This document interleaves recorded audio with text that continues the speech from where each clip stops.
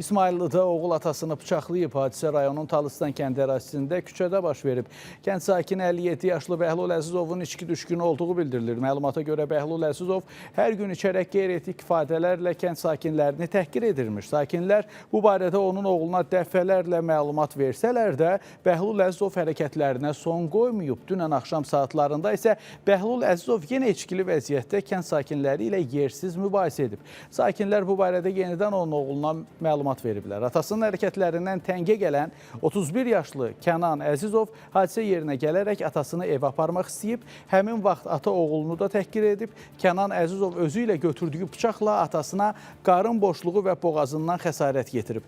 Keçirilən əməliyyat nəticəsində hadisəni törətməkdə şübhəli bilinən Kənan Əzizov saxlanılıb. Daxil olarkən biz onu yoxladıqdan sonra dərhal əməliyyat stoluna götürdük. Təyin olundu ki, onda mədənin ön divarı, arxa divarı, 12 barmaq bağırsaq, qaraciyər, bir də mədaltı vəz zədələnmişdir. İndi xəstənin bu dəqiqə reanimat şöbəsindədir, keçirdiyi əməliyyata uyğun vəziyyətdədir.